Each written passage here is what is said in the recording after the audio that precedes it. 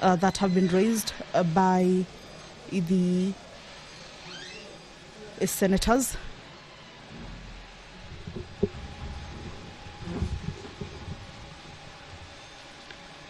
And these are questions that are normally related to matters concerning counties, inter-county, national, regional, or even international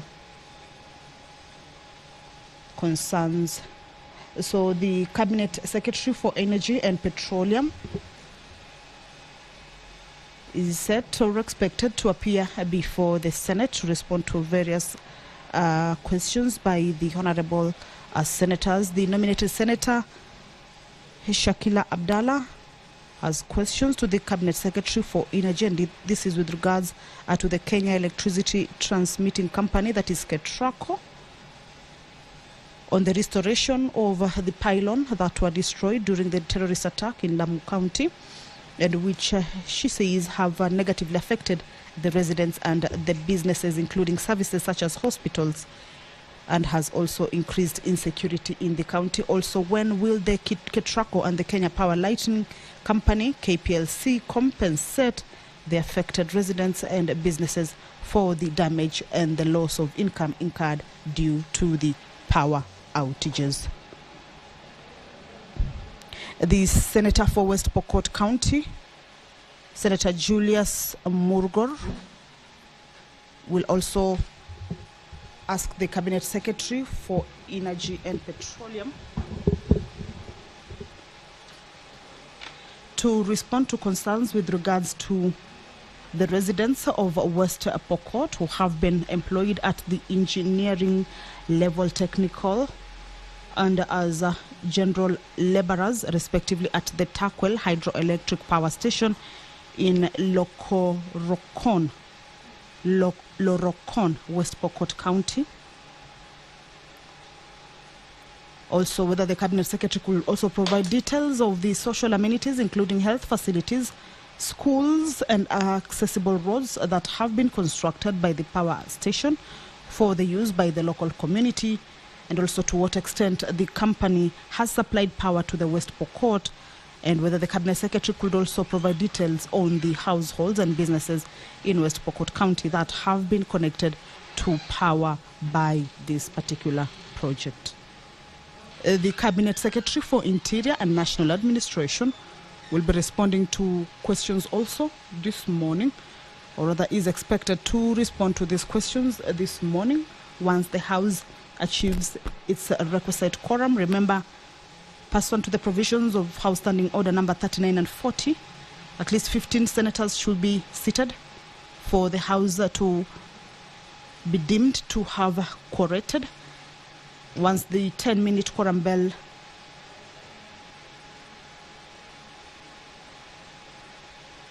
lapses and the House does not or has not achieved that particular quorum, then the Speaker could adjourn that particular sitting until the next sitting. So we are waiting for the House to attain that particular quorum for the business to start. The Cabinet Secretary for Interior and National Administration will be responding to questions from the Senator for Kirinyaga County, Honorable James Murango. This is with regards to mitigation measures and interventions that the National Disaster Management Unit and other relevant government agencies have taken to address the current flood situation in Kirinyaga County, especially in Moya constituency and the Guku village in their constituency. Also, whether the Cabinet Secretary. Members, as per the order paper, we were supposed to have two Cabinet Secretaries this morning, the Cabinet Secretary for Interior and National Administration and the Cabinet Secretary for Energy and Petroleum, who was supposed to appear this morning to answer to questions from members. We have since received communication.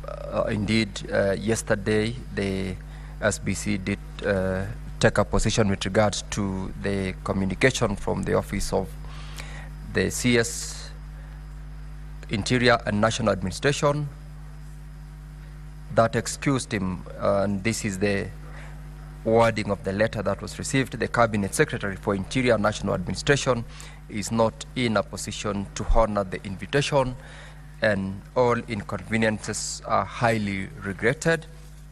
And the second letter from the CS Energy and Petroleum is equally indicating, regrettably, we wish to request for your indulgence to postpone the meeting scheduled for Wednesday, 23rd October 2024 at 9:30 a.m. The CS will be away on official duty from 22nd to 24th of October 2024. Kindly reschedule the meeting to a later date of your convenience.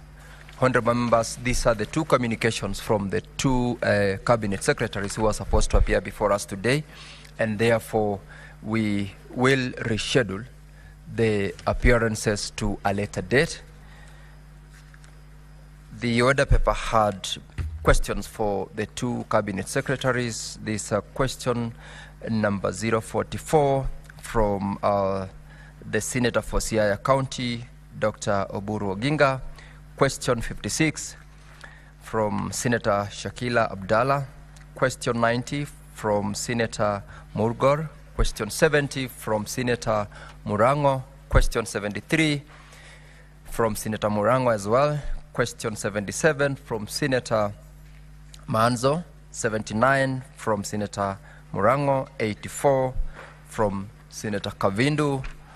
Running through to question 92 from Senator Kathuri, 93 from Senator Professor Tom Ojenda, question 94, Professor Tom Ojenda, 104, James Murango, 106, James Murango, 113, Senator Lomenen, and question 114 from Senator Hamida Kibwana. In the absence of the two CSS honorable members, we definitely will not belabor that bit. The questions are deferred to the next scheduled sitting that will be done by the SBC. And I'll, out of that, then call upon the clerk to call the next order. Yes, Senator Boni. Thank you, Mr. Speaker. Mr. Speaker, I couldn't agree more with your ruling. But I'm struck by the letter from the Ministry of Interior, and I would like to persuade the Senate that the reason why the Minister for Interior is not in a position, it is because in this House, the House found that the former Deputy President was impeachable and he was removed. And the statement from the chair, Mr. Speaker, sir, was that by dint of that motion, that moment, then Deputy President ceased being a Deputy President. This Parliament subsequently, Mr. Speaker, sir, appointed Professor Kindiki as the Deputy President of Kenya. So at the level of Parliament, the Deputy President of Kenya is Professor Kithure Kindiki. I want to appeal to the Secretariat that stop being superfluous by sending him invitation letters to come and respond on issues of interior. If you have got anything to ask him to come and speak on matters concerning the office of the Deputy President, Mr. Speaker, sir. Thank you very much. I would like to defend the Secretariat because the letters of invitation to the CS were done prior to his appointment and also approval by the National Assembly. But I believe you have a point with regards to what the National Assembly and this House did in the course of last week. Yes, Senator Wambua. You know, I have listened to Senator Alwada as a speaker. Let me just educate him a bit. Words have meaning. Where I sit, there is nobody who has been appointed in the position of Deputy President. There has only been a nomination pending. Chariot, I live in this world. I am in the same Senate with you. I will insist that words have meaning. Maybe where you come from in Kericho, appointment and nomination mean the same thing. In the English dictionary, they mean completely different things, but you can benefit from this if you will. Mr. Speaker, the matter that Senator Alwale is raising, we all know that it is a matter that is being canvassed elsewhere. We can go into that debate if that will be necessary. I don't think it will be. The most important thing, the Speaker, would have been for us then to ask ourselves, because over a period of time now, we have had questions listed for responses. In fact, if you remember, if my memory serves me right, last Wednesday, we had to adjourn the sittings because CSs that were expected did not turn up. Today, the previous Wednesday, today the same thing as happened to the Speaker. Maybe there will be need for proper communication, engagement between the office of the Speaker and maybe the office of the Majority Leader with the Cabinet Office. So, Mr. Speaker, the appearance by Cabinet Secretaries before this House to respond to questions is prioritized. So we don't have a situation where the Speaker, when senators have come here with questions, then we say we are not going to process that business because the CSCs have not appeared. The Speaker, I will continue with the English lessons for both Senator Alwale and Senator Cheruiyot after this session. I thank you, Mr. Speaker.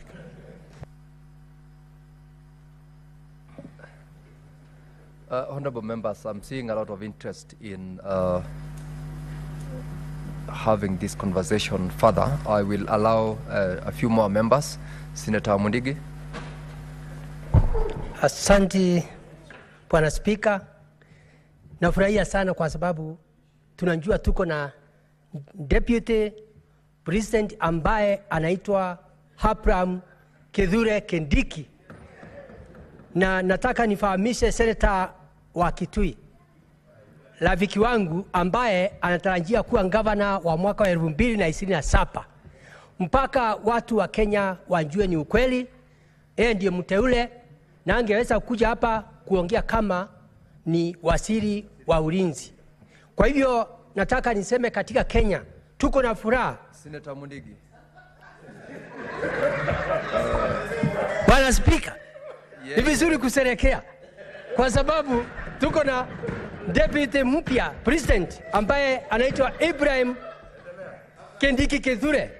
Kwa hivyo nataka kusema wale wanajiita Mount Kenya West mpaka Mkumbari, tuko kwa serikali ya muungano. Atuko serikali ambaye ni ya chama hii ama ni ya hii. Tuko serikali ambaye ya muungano ambaye ni ya Kenya mzima. Tukiwa kaunti 47 mpaka Tukumbari ambaye yametokea. Sasa ile kitu tunasema ni mtuunge mkono ndio kutoka wakati yoyote tuweze kuhudhuria akiwa ameapishwa. Hiyo ndio tunangoja hakuna kitu kingine. Kwa hiyo Bwana Speaker, mimi naunga mkono tuweze kukaribisha, tuweze siku ile tutamkaribisha. Asante Bwana Speaker. Senator, well, proceed Senator Sifuna. Honorable Speaker, I just rose on Standing Order 103 to direct the House that it is a matter of public knowledge and notoriety that in fact the subject that is being brought to the floor of this House is a subject of court proceedings that are happening in front of the whole country. It will be highly prejudicial, Honorable Speaker, for us to engage in that debate at this particular moment in time. I think for the respect of the constitutional institutions that we have, because you will remember, Honorable Speaker, last week when this House was charged with that matter, the courts refused to intervene. I think we owe it to the other constitutional institutions to also give them the respect they deserve under the rules of sub judice, not to discuss those matters when they are live before them. Having said that, Honorable Speaker, I have always laid this complaint on the table of Parliament. There is something called continuity of government. If you look at the matters that are in the order paper, those questions were not even filed last week. Some of those questions are as old as 6 months, a year. And it is very unfortunate that it takes that long for us to engage with cabinet secretaries, because one of the things that we have tried to do in this house is to stay current. There are many, many matters that are live right now, including matters in the energy docket. And I was expecting to see the cabinet secretary for energy here. At least in the Ministry of Interior, you can say maybe there was confusion as to who should appear this morning. But Honorable Speaker, the excuse that has come from the Cabinet Secretary for Energy is an excuse that I will never accept before this House, because we have said that constitutionally you must prioritize appearance before this House. We as representatives of the people have a lot of questions to put across to the CS for Energy. Honorable Speaker, we have not had opportunity to have conversations about some of the things that are going on in the country, including the energy contracts that we hear are being signed in respect to that Adani company that has become now notorious. So these CSS, Honorable Speaker, we must every single time remind them that this House requires them to be here to answer questions relating to questions that are being raised by our constituents. And we need to stay live, we need to stay relevant, and you cannot come in 2026 to answer questions about Adani, and we are hearing that deals have already been concluded. So, Honorable Speaker, once again, I want to register my disappointment that cabinet secretaries are not taking these appearances seriously, and yet we have live matters for which our constituents demand that we ask questions. I thank you, Honorable Speaker. Thank you, Senator Sifuna. Now, honorable members, further reminder that, as well put by Senator Sifuna, these are matters which are live before the courts of law. And if you must comment, particularly with regard to non-appearance by the CS Interior, you be alive to the fact that this is something that is ongoing before a judicial body, and therefore you limit your comments to the extent permissible in the House. Senator Manzo was in court, so he knows what it means to have such matters discussed on the floor of the House when they are actively being dealt with by our courts of law. Senator, I'll give one more. Senator Mofire. Thank you, Honorable Speaker. Honorable Speaker, I agree with the sentiment of quite a number of us, including Senator Wambua, that the matter before us is being advanced elsewhere. And of course, Honorable Speaker, we are all aware as a House that CS Interior Githore Kindiki has been very faithful to his duty. He has been appearing before this House before. He has been appearing in quite a number of committees. So and I think because of this, what is happening now between, I think, the last few days, this is exactly why we have not been able to receive CS Interior in this House. But of course, I will also agree with Senator Sifuna, because we have so many other CS who are supposed to appear before us, including the CS Rones. I think I have some pending questions over that matter. So I think we must register some dissatisfaction over that, so that maybe we can compel these people to appear before this House. But this is an obligation, Honorable Speaker, that they are supposed to appear and answer questions written to what is contained in our question. So, Honorable Speaker, I think I agree with the other senators that CS Interior has been very faithful to summonses and the other to invitations in relevant committees and before this House.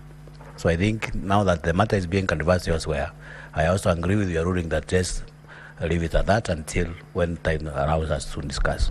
Thank you. Lastly, Senator Manzo, Daniel. Thank you, Mr. Speaker. Mr. Speaker, on this matter of appearances by CS, it is true some of these questions are very old. It is true matters are pending in court, and it is true that also other cabinet secretaries who have been invited and their situation has not been explained are not here. Mr. Speaker, there must be a way of making sure that this House is respected, that questions are answered. You know, I'm one of the people who had questions against Professor Kindiki, who is my friend. And my question is as old as 6 months ago in relation to the killings of demonstrators and abductions. But I know right now I may not get that done. We await the outcome of court in this case, but the rest of the cabinet secretaries, Mr. Speaker, should be here. And a stern warning must be sent that if you are going to fail to show up, you have to have a sufficient reason, which is a cabinet meeting or outside the country, and there must be notification to the House. Mr. Speaker, the House must be respected because we represent the counties, we represent the people of Kenya, and we are here on behalf of the people of Kenya who have employed these CSS. I thank you. Thank you, Senator Beatrice Ogola. You will be speaking next, so you will you'll make your comments after the next order is called out. And clerk, please call the next order. Order number 8, motion, report of the Kenya delegation to the extraordinary session of the 6th Parliament. But I'm struck by the letter from the Ministry of Interior, and I would like to persuade the Senate that the reason why the Minister for Interior is not in a position, it is because in this House, the House found that the former Deputy President was impeachable and he was removed. And the statement from the Chair, Mr. Speaker, sir, was that by dint of that motion, that moment, then Deputy President ceased being a Deputy President. This Parliament subsequently, Mr. Speaker, sir, appointed Professor Kindiki as the Deputy President of Kenya. So at the level of Parliament, the Deputy President of Kenya is Professor Kithure Kindiki.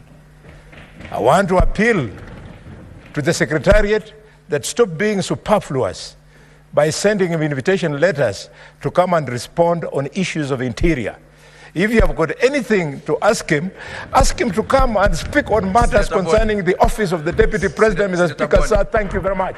I would like to defend the Secretariat because the letters of invitation to the CS were done prior to his appointment and also approval by the National Assembly.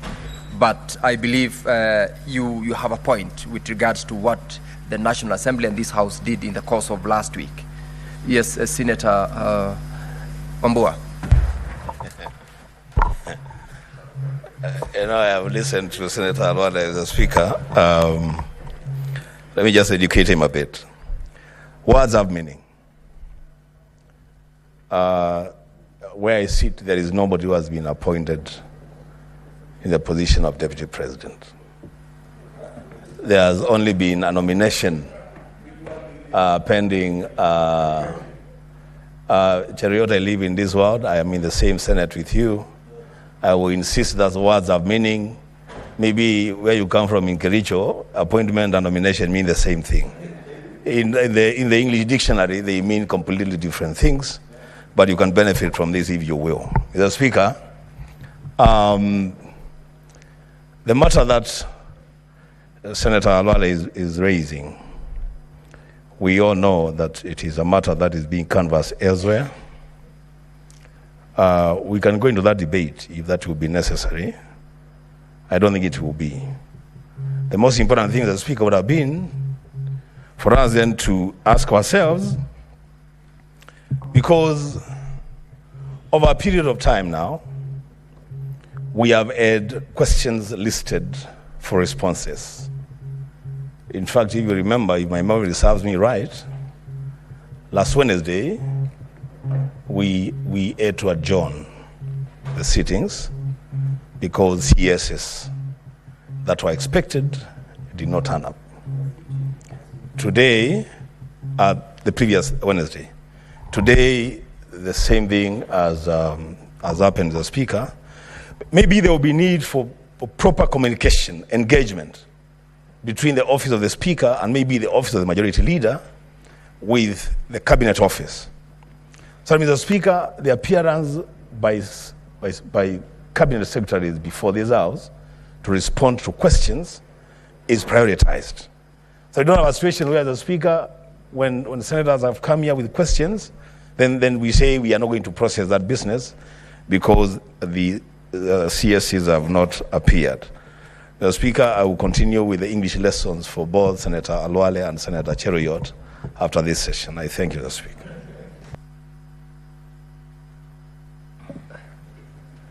Honorable members, I'm seeing a lot of interest in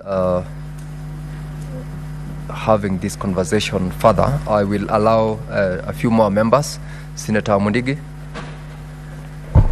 Asante Bwana Spika, nafurahia sana kwa sababu tunajua tuko na Deputy President ambaye anaitwa Abraham Kithure Kindiki, na nataka nifahamishe Senator wa Kitui, rafiki wangu ambaye anatarajia kuwa gavana wa mwaka wa 2027. Mpaka watu wa Kenya wajue ni ukweli, yeye ndiye mteule na angeweza kuja hapa kuongea kama ni waziri wa ulinzi. Kwa hivyo nataka niseme katika Kenya tuko na furaha. Senator Mundigi. Bwana Spika, ni vizuri kusherehekea kwa sababu tuko na Deputy mpya President ambaye anaitwa Ibrahim Kindiki Kithure. Kwa hivyo nataka kusema wale wanajiita Mount Kenya West mpaka Mkumbali, tuko kwa serikali ya muungano, atuko serikali ambaye ni ya chama hii ama ni ya hii, tuko serikali ambaye ya muungano ambaye ni ya Kenya mzima, tukiwa kaunti 47 mpaka Tukumbali ambaye yametokea. Sasa ile kitu tunasema ni mtuunge mkono, ndio kutoka wakati yoyote tuweze kuhudhuria akiwa ameapishwa. Hiyo ndio tunangoja, hakuna kitu kingine. Kwa hiyo Bwana Spika, mimi naunga mkono tuweze kukaribisha, tuweze siku ile tutamkaribisha. Asante Bwana Spika. Senator, well, proceed Senator Sifuna. Honorable Speaker, I just rose on Standing Order 103 to direct the House that it is a matter of public knowledge and notoriety that in fact the subject that is being brought to the floor of this House is a subject of court proceedings that are happening in front of the whole country.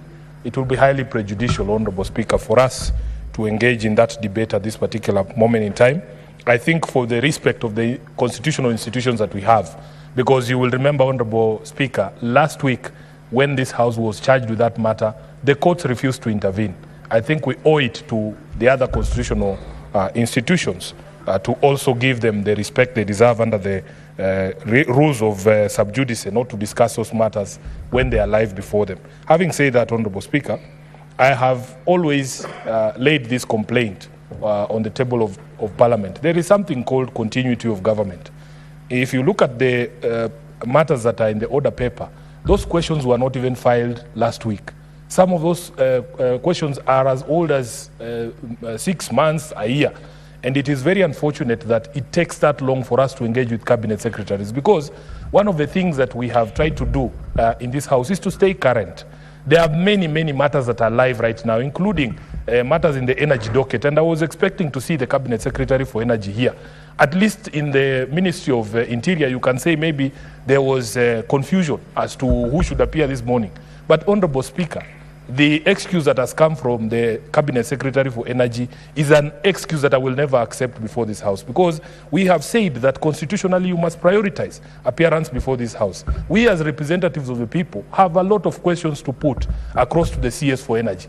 Honorable Speaker, we have not had opportunity to have conversations about some of the things that are going on in the country, including the energy contracts that we hear are being signed in respect to that Adani company that has become now notorious. So these CSS, Honorable Speaker, we must every single time remind them that this House requires them to be here to answer questions relating to questions that are being raised by our constituents. And we need to stay live, we need to stay relevant, and you cannot come in 2026 to answer questions about Adani, and we are hearing that deals have already been concluded. So, Honorable Speaker, once again, I want to register my disappointment that cabinet secretaries are not taking these appearances seriously, and yet we have live matters for which our constituents demand that we ask questions. I thank you, Honorable Speaker. Thank you, Senator Sifuna. Now, honorable members, further reminder that, as well put by Senator Sifuna, these are matters which are live before the courts of law. And if you must comment, particularly with regards to non-appearance by the CS Interior, you be alive to the fact that this is something that is ongoing before a judicial body, and therefore you limit your comments to the extent permissible in the House. Senator Manzo was in court, so he knows what it means to have such matters discussed on the floor of the House when they are actively being dealt with by our courts of law. Senator, I'll give one more. Senator Mofire. Thank you, Honorable Speaker. Honorable Speaker, I agree with the sentiment of quite a number of us, including Senator Wambua, that the matter before us is being advanced elsewhere. And of course, Honorable Speaker, we are all aware as a House that CS Interior Githore Kindiki has been very faithful to his duty. He has been appearing before this House before. He has been appearing in quite a number of committees. So, and I think because of this, what is happening now between, I think, the last few days, this is exactly why we have not been able to receive CS Interior in this House. But of course, I will also agree with Senator Sifuna, because we have so many other CS who are supposed to appear before us, including the CS roles. I think I have some pending questions over that matter. So I think we must register some dissatisfaction over that, so that maybe we can compel these people to appear before this House. But this is an obligation, Honorable Speaker, that they are supposed to appear and answer questions written to what is contained in our question. So, Honorable Speaker, I think I agree with all the senators that CS Interior has been very faithful to summonses and the other to invitations in relevant committees and before this House. So I think now that the matter is being canvassed elsewhere, I also agree with your ruling that just leave it at that until when time allows us to discuss. Thank you. Lastly, Senator Manzo, Daniel. Thank you, Mr. Speaker. Mr. Speaker, on this matter of appearances by CS, it is true some of these questions are very old. It is true matters are pending in court, and it is true that also other cabinet secretaries who have been invited and their situation has not been explained are not here. Mr. Speaker, there must be a way of making sure that this House is respected, that questions are answered. You know, I'm one of the people who had questions against Professor Kindiki, who is my friend. And my question is as old as 6 months ago in relation to the killings of demonstrators and abductions. But I know right now I may not get that done. We will await the outcome of court in this case, but the rest of the cabinet secretaries, Mr. Speaker, should be here.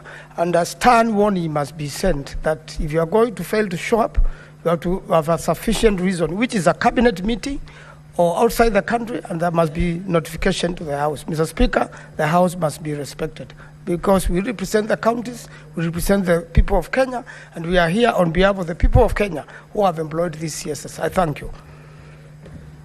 Thank you, Senator Beatrice Ogola. You will be speaking next, so you will you'll make your comments after the next order is called out. And clerk, please call the next order. Order number 8, motion. Report of the Kenya Delegation to the extraordinary session of the 6th Parliament of the Pan-African Parliament held at the Gallagher Convention Centre, Midrand, South Africa from 20th to 27th March 2024. Resumption of debate interrupted on Wednesday, 9th October 2024, morning sitting. Now, honorable members, when the House last sat, Senator Beatrice Ogola was making her contributions to the motion, and you had a balance of 7 minutes to conclude on your contribution. You may, if you wish, continue to utilize the 7 minutes to conclude on your contributions on this motion. Thank you, Honorable Speaker, for the opportunity to complete my submission as I was making them the last time. And Honorable Speaker, before I get to the motion, I also would have liked to add my voice to the previous debate, and to state that we all expect as a Senate that cabinet secretaries as notified appear in the House, because as a House we are representatives of the people. I was looking forward to the appearance of the Energy CS because of the vast challenges my county and my sub-county and of course the whole of this nation are facing, especially that in my county, Honorable Speaker, we have lots of cases of faulty transformers. Honorable Speaker, some of our villages have not had electricity, which is a right, for the last over 2 to 3 months, and I expected the CS to respond. However, I know CS Energy is a very sober officer in this country. Since he was appointed to that post, I've seen him traverse this country from region to region, and that is a testament that is keen on delivering to the people of Kenya. However, when he comes, I think he will be able to respond to our queries. Honorable Speaker, on the ongoing motion, I had done my submission, and as I end on that, I only want to reiterate that we remain very proud of Senator Mungatana and Senator Kamar, who are members of that parliament. But I want to say, Honorable Speaker, that I look forward to an Africa that will have an enhanced infrastructure that can serve the region all over. We are looking forward to a common currency, and we are looking forward to ease on air travel, Honorable Speaker. Honorable Speaker, I support that motion. Honorable members, there seems to be no additional member interested in making contributions to this motion. I would call upon the mover of the motion, Senator Mungatana, to reply. Senator Mungatana.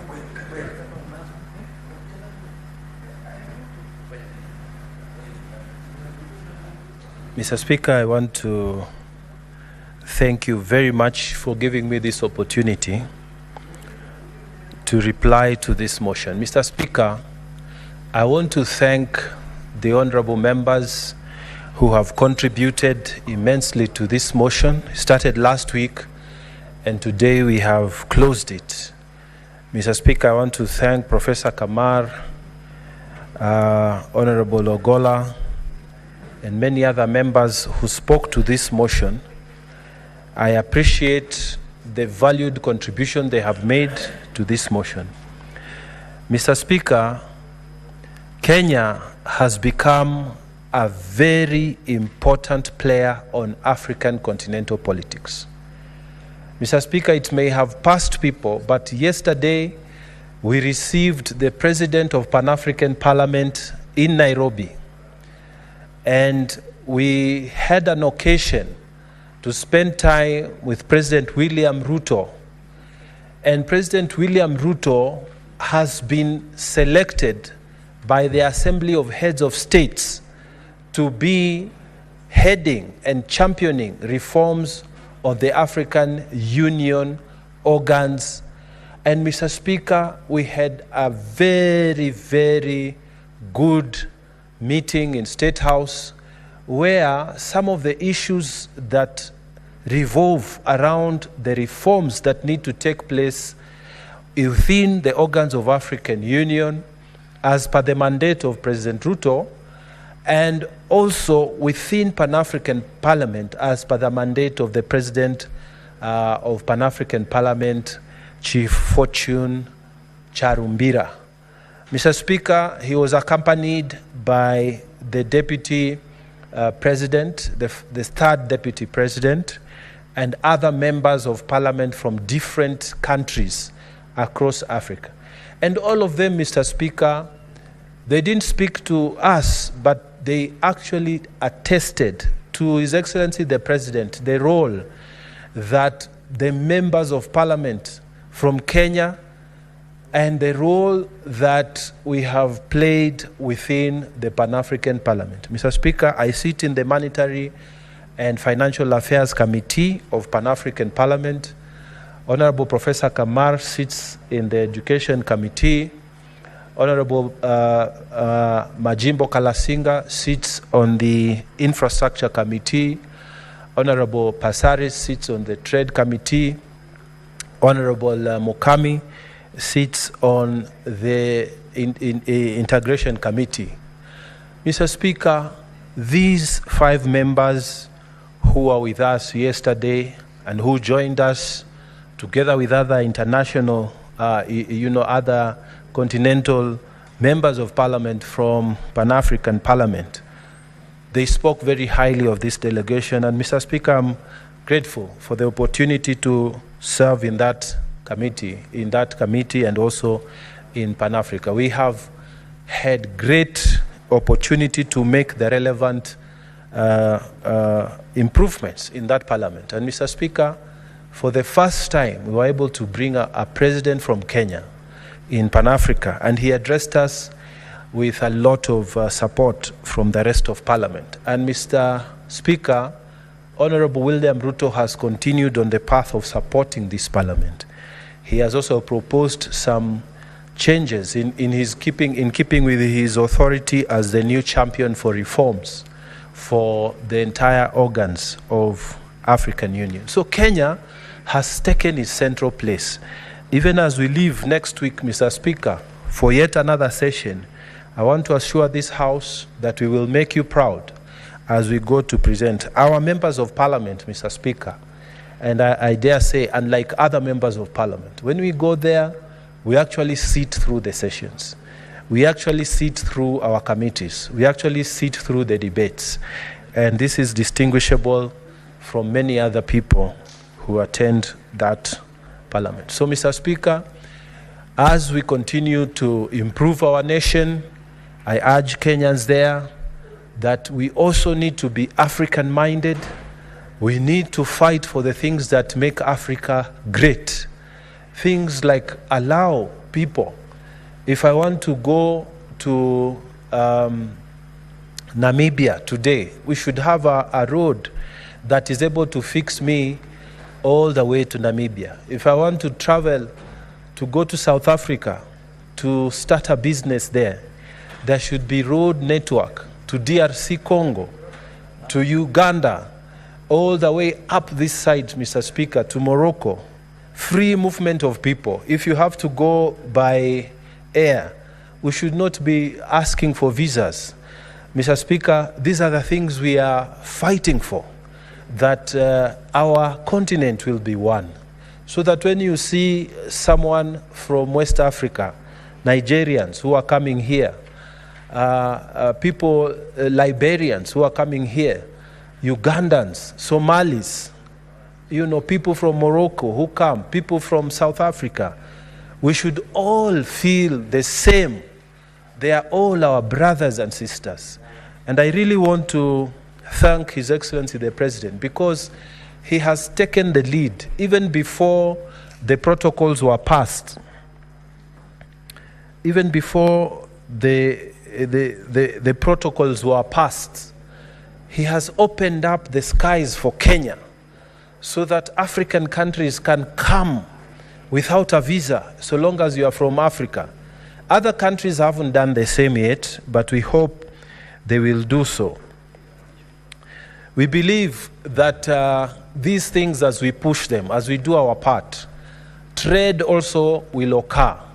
So when we sit in that Pan-African Parliament, we push for these things, that you should be able to go to Angola and do business there and come back in the evening. You should be able to go to DRC and start life there. We should be able to have an education system so that if I am in Standard 8 in Kenya and I relocate to Algeria, because maybe that's where I'm finding business, my children should be continuing without a problem. We want to create a continent that will have one people, speak with one volume, one nation, so that we are all able to say Africa is great. And Mr. Speaker, the truth of the matter is that other continents are not happy when they see the efforts we are making towards making Africa great again, towards uniting Africa. So they will still keep making these problems that you see, this country fighting for another country, instability in certain nations, so that countries in Africa don't speak with one voice. But the majority of us, Mr. Speaker, are determined to make Africa be the continent that it's supposed to be, to take its space where it's supposed to be. Mr. Speaker, America, by landmass, is a very small area as compared to Africa. But you know, even when they draw the map, they try to make it look like it's bigger than Africa. But they have made great progress because of the fact that all those states, all the states within the USA, they are operating one currency. They have one administration. They have one Federal Reserve, one bank, one central bank, and one military. And Mr. Speaker, that has enabled them to make a lot of progress. In Africa, some places even going from this country to the next country, making a bank transfer just of 1 million Kenya shillings, you have to take that money to New York via SWIFT. You pay the charges, and then you return that money to a neighbor next door, because we don't yet have a platform that connects all our trade in Africa. Mr. Speaker, these are the things we are fighting for in Pan-Africa, and our prayer is that as our parliament grows stronger, and as the unity of the heads of states goes stronger, then the dream of people like Kwame Nkrumah, Julius Nyerere, people who wanted Africa to be together, it will be realized within our time. So those are the things we are fighting for. We want to see if we can have an area where we can trade together. If you want to buy my coffee or to buy something, you don't have to pay in dollars. We don't want to be using currencies, European currencies or international currencies. And then we are not able to trade comfortably because we have to pay commissions on top of commissions.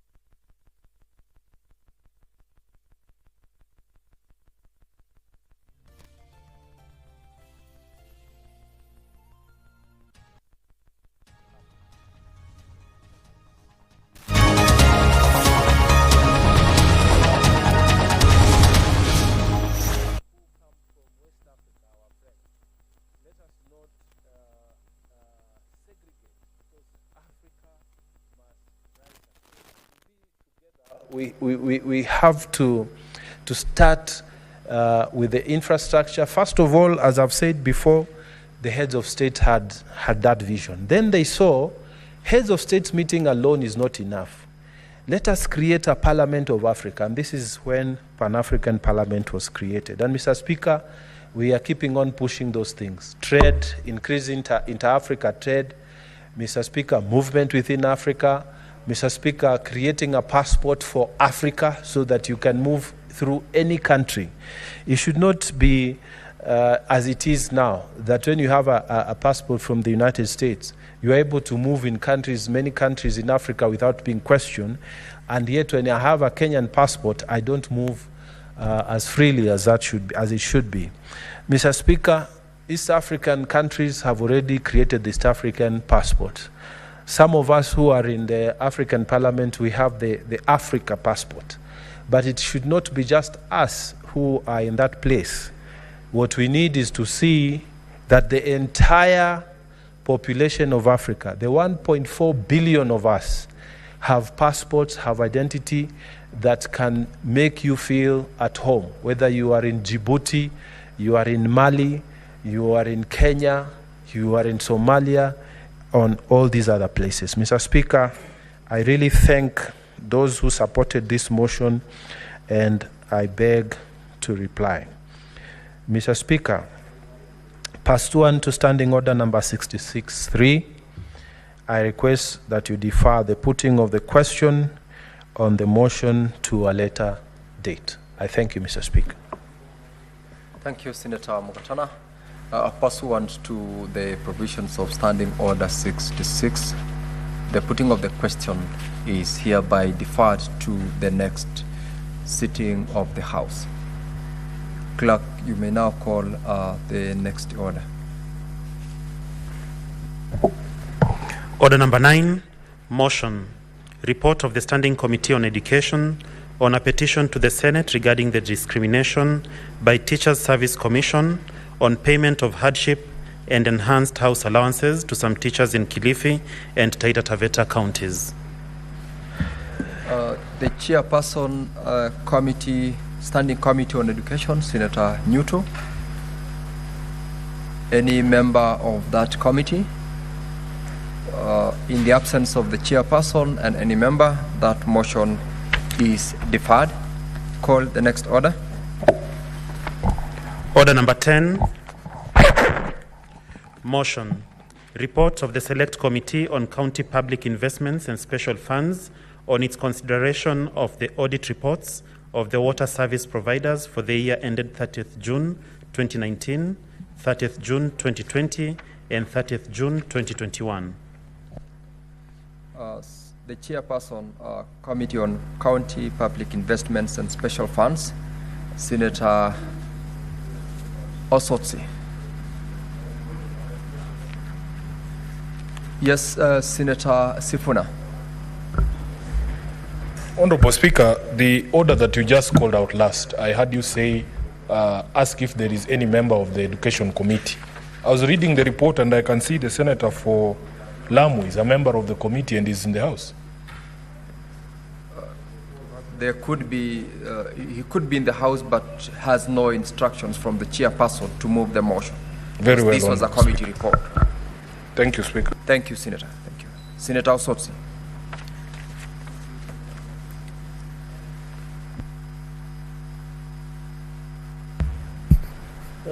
Speaker, I wasn't. I've not yet received the notes from the clerk. She's on the way coming, but nevertheless, I understand this motion very well. I'll proceed. Mr. Speaker, I beg to move that the Senate adopts the reports of the Select Committee on County Public Investments and Special Funds Committee on its consideration of the audit report for the year ended 30th June 2019, 30th June 2020, and 30th June 2021 of the following water and sewerage service providers. Number 1, Amazi Water and Services Company Limited for Vihiga County, Bomet Water Company Limited for Bomet County, Gusii Water and Sanitation Company Limited for Kisii, Nyamira counties, Kisumu Water and Sanitation Company Limited for Kisumu County. Number 5, Kwale Water and Sewerage Company Limited for Kwale County, and Nyeri Water and Sanitation Company Limited for Nyeri County. And for the audit report of Wajir Water and Sewerage Company Limited for the year ended 30th June 2021, laid on the table of the Senate on Thursday, 23rd November 2023. Mr. Speaker, as you are well aware, the Committee of County Public Investment and Special Funds Committee has been processing the audit report for water companies, water and sewerage companies in our counties for the years 2019, 2020, and 2021. And Mr. Speaker, I want to report that this is the very, very first time that Senate has considered the audit report of water companies in our counties. And as a result of that consideration, Mr. Speaker, we found out a number of challenges and a number of governance issues which we have been able to resolve. And as I stand here, Honorable Speaker, I want to proudly say that the committee has been able to resolve a significant number of governance issues in these water companies. We are talking of about 80 water companies in 47 counties. 80 because some counties have more than one water company. So depending on the vastness of that county. So we have managed to process 80 water companies. And Mr. Speaker, this is just one of the motions that we are going to do. We are going to do about 5 motions for different water companies. So this is the very first one that we are engaging. We have others which we are also going to look at, but the story is the same.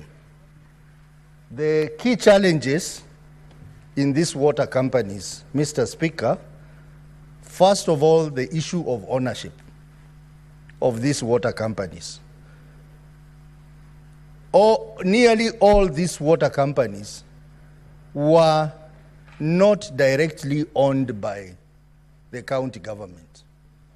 And the Water Act specifically provides that the county government will be 100% shareholding in these companies.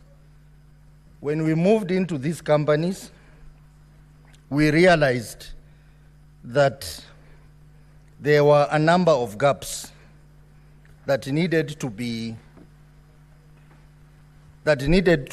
handled on the matter of ownership.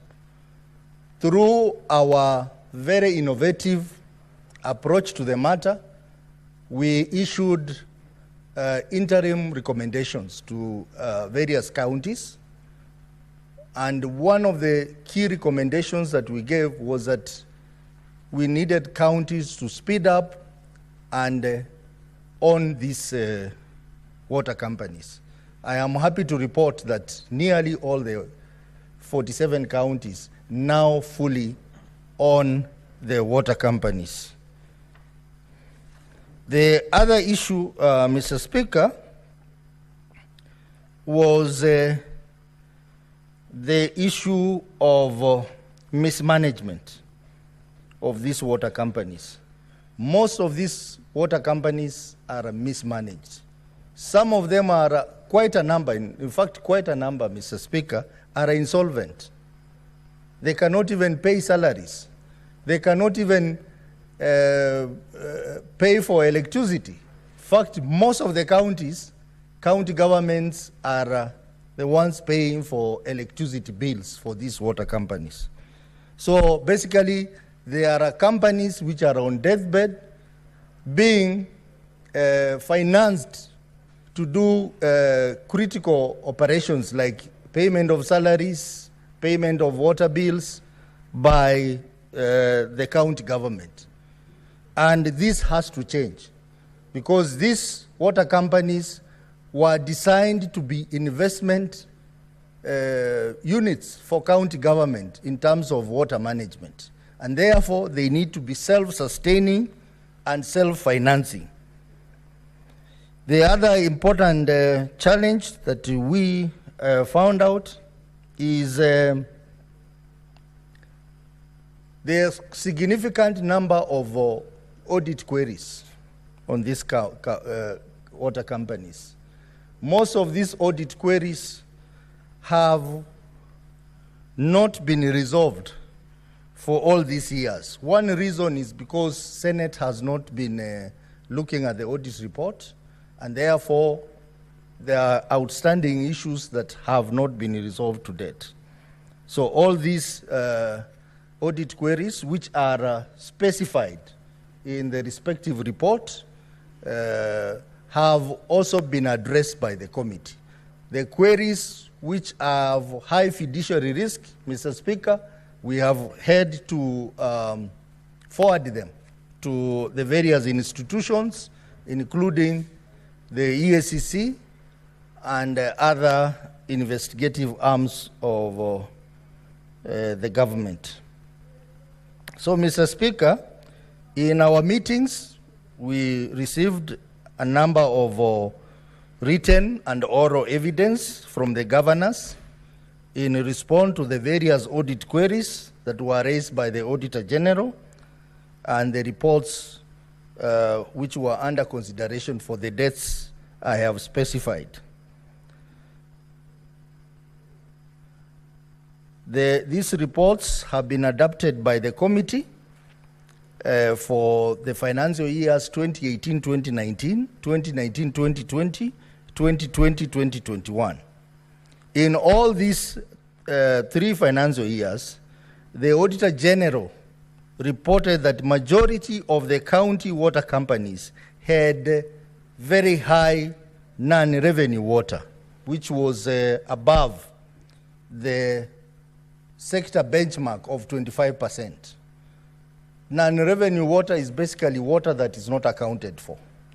Water that it is either stolen or water that the water company cannot put a claim to. And in most of these water companies, the non-revenue water is very high, above 30%, which basically signifies that we have a challenge in managing the non-revenue water.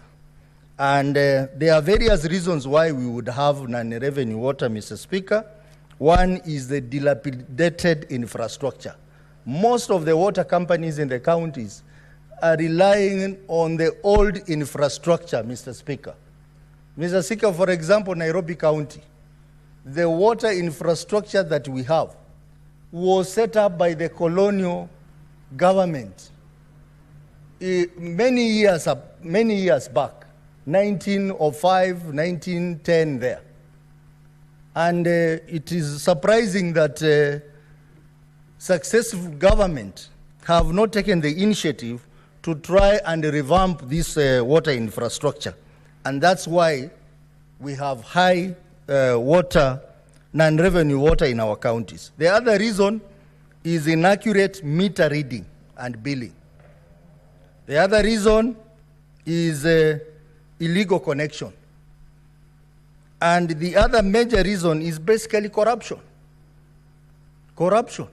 Like, though we are not discussing Nairobi here, but I'm just giving an example, like Nairobi water.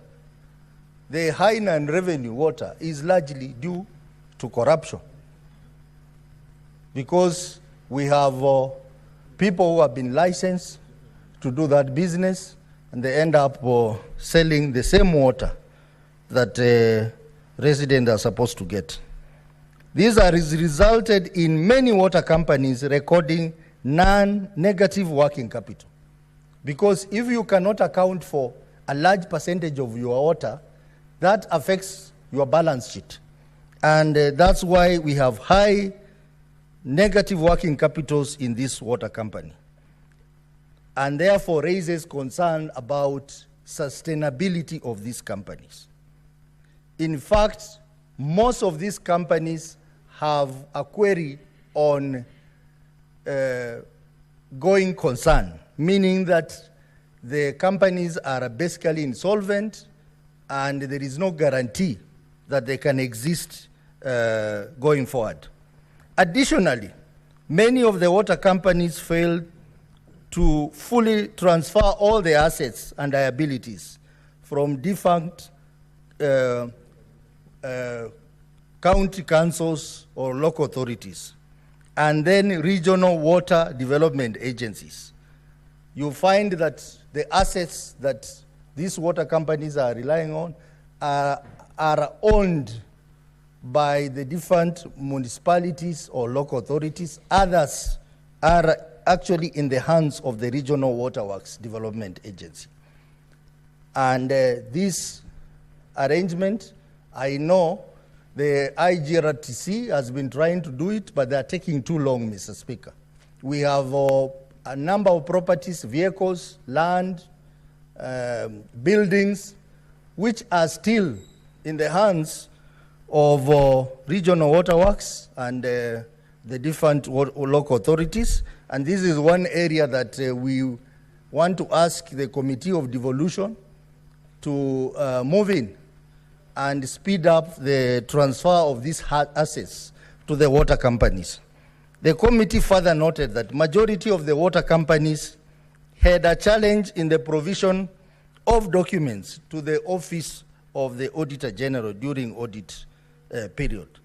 Mr. Speaker, and this does not just affect water companies, even other entities, including executive arm of the county government, where an audit process is concluded, an exit report is provided, the audit report is published, a certificate is issued, and then documents are generated just before they appear in Senate. I think, Mr. Speaker, moving forward, the committee of CPIC and I think the committee of CPAC, we will not allow documents to be presented before us which have not been examined by the Auditor General. Because we are not auditors, Mr. Speaker. We cannot reopen audit at the point where we have invited the governors to appear before us and then they bring evidence after the conclusion of the audit process. This is a matter that we will be giving direction as a committee. And this indicates a challenge.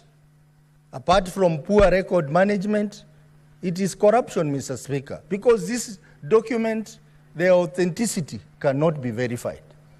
Some of these documents are generated. They are not documents that can be relied on. That is a challenge that we had in this process. Further, various water service providers did not apply proper accounting practices, and their financial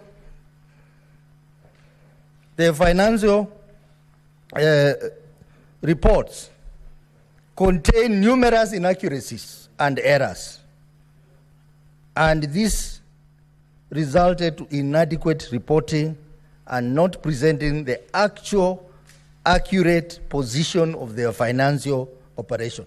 Mr. Speaker, for example, Wajir, to date, we have not fully concluded on Wajir because the reports have high inaccuracies, errors, and they cannot be relied on to give a proper report.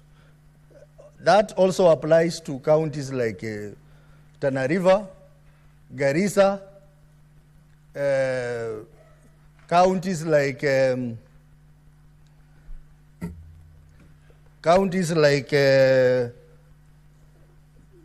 Taita Taveta and others. So, Mr. Speaker, this is another challenge. But I think the idea of this committee, the CPIC committee, to engage counties on this report was very timely and worthy, because we understand that Senate has not been looking at this, but this gave us an opportunity to now establish a proper framework for governance of these water companies. And I'm sure, Mr. Speaker, moving forward, we'll begin to see some significant changes in the way these water service providers are managed, Mr. Speaker. The committee further noted that during that period under review, most of the water companies had weaknesses in executing their budgets. Budget control and performance was a key query in all these water companies. Most of these budgets were not approved by the county assemblies. Most of these budgets were not balancing. Most of these budgets were not made after a very elaborate planning process. They were just done because it is a requirement. So we have a serious problem with budget control and performance in these companies. They either overutilize or underutilize appropriated funds, and in some cases, funds were not reallocated to items that were not budgeted for and without proper approval by their boards or county assembly.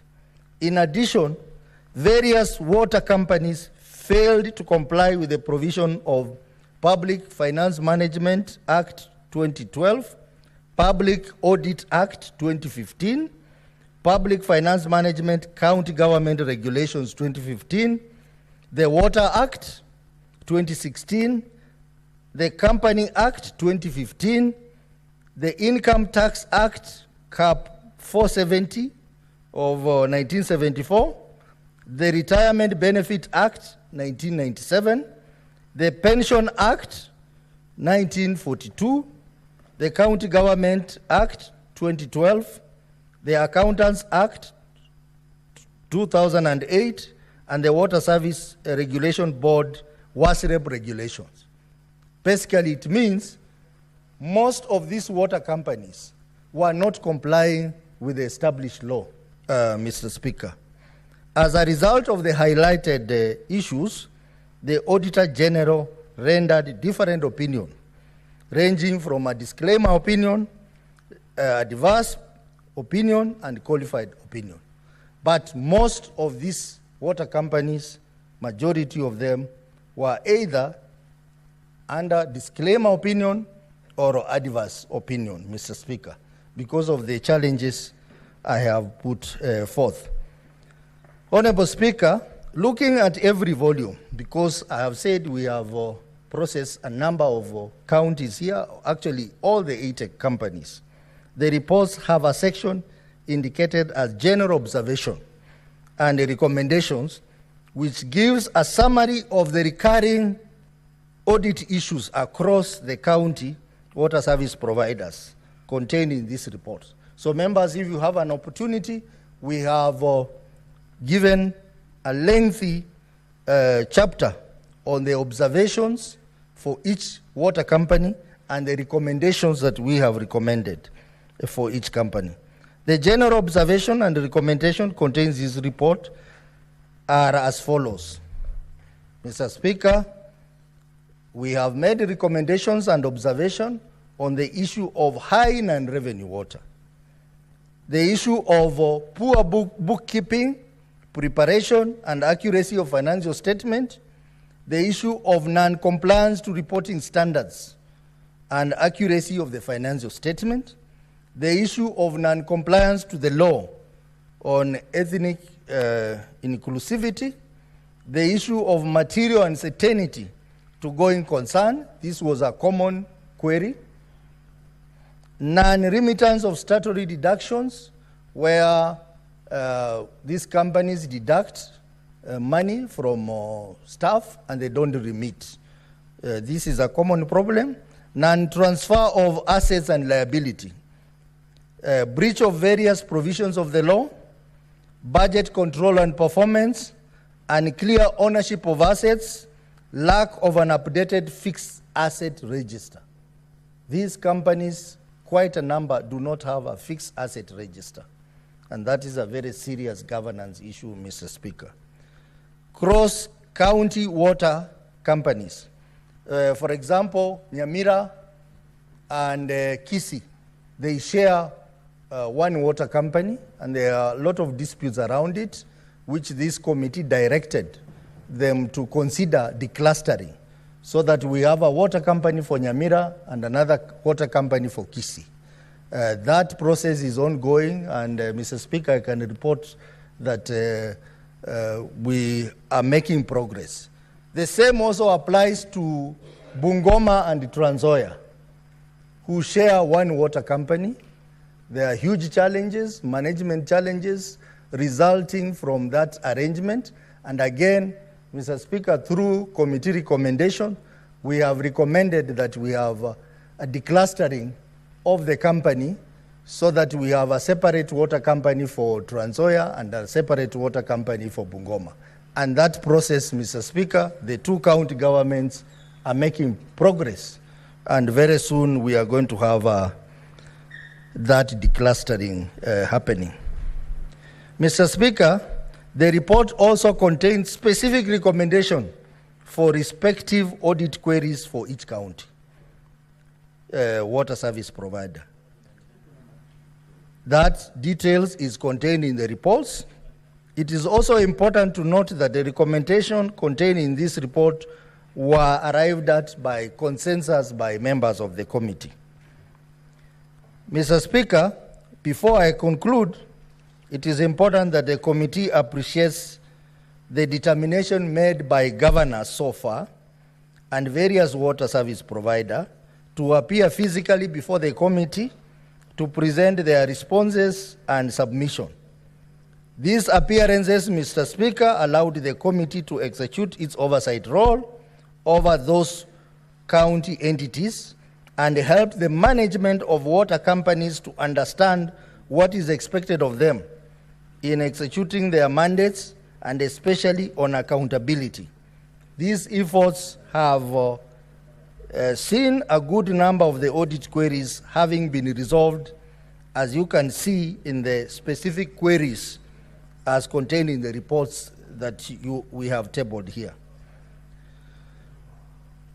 Honorable Speaker, I want to say that we will have another opportunity to debate other water companies because, as I said, we have 5 volumes of reports which we are tabled before this House containing the observation and the recommendations and the audit query and their position for 80 water companies for those 3 financial years. Mr. Speaker,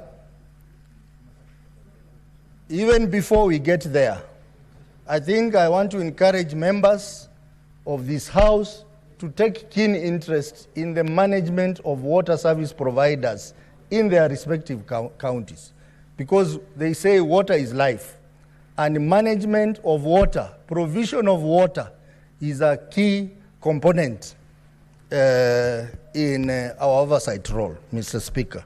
Mr. Speaker, we had an opportunity to visit Mombasa Water and Sewerage Company, Mr. Speaker, and we'll be reporting on this, where raw sewage is drained into the sea. And that has been happening for 10 years, Mr. Speaker. Raw sewage, all the sewage in Mombasa is drained into the sea. We had to visit the... Yeah, I can get more information from this. Senator Faki. After I've moved. Allow the Honorable Senator to conclude. Senator Soti, proceed. Mr. Speaker, we visited Mombasa and we saw it for ourselves. And it was a sad moment to see all the raw sewage being drained into the sea for 10 years. And nothing is being done about it.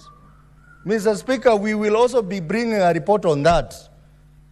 And this is a serious issue. It can even affect our global positioning as a country. How can we allow this to happen under our watch, Mr. Speaker? Mr. Speaker, there are issues about management of water in our key counties, key cities. We have a problem, a serious problem, with the Nairobi Water and Sewerage Company. We have a serious problem in Mombasa. We have a serious problem in Nakuru. But I want to report that the 2 towns have done very well. Nyeri, where Honorable Matinga comes from, and Kisumu. I think these other county cities should go and learn something there. But even within the counties, the water service providers are on the deathbed. I am happy that some governors did not even know that water companies belong to the county government.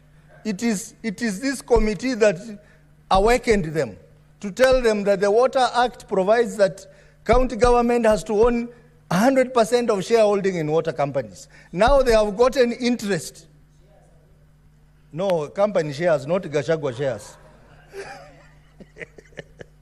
You know, Senator Cheragei is a proponent of the impeached deputy president. So he wants to talk about shares all the time. It is a shareholding, company shareholding. So we have made a contribution to get these water companies to work and to work for the people of Kenya.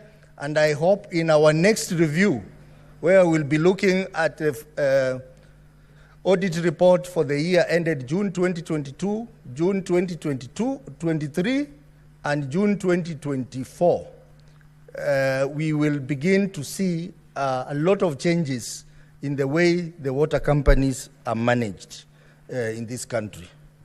Mr. Speaker, in concluding, I wish to register my appreciation to the Office of the Speaker, the Office of the Clerk of the Senate, and the Office of the Auditor General for facilitating the work of the committee and making the production of these reports possible. I also want to appreciate the Secretariat of the committee and most importantly, the members of this committee for working so hard to process 80 reports for the water companies. Mr. Speaker, it was not an easy thing. We spent hours interrogating governors. We also spend hours doing the reports, and I can see two members of my committee are here, the Senator Miraj Abdullahi and Senator Ledama Olekina, who are here this morning, for the effort they put in making sure that we process this report for the first time to be tabled here in the Senate. We will also be doing the same for the remaining financial years, and hopefully through that interrogation, through that intense oversight into this report, we'll begin to see better management of water resources in our counties. Mr. Speaker, for those few remarks, I move and I request Senator Olekina Ledama to second. Senator Ledama.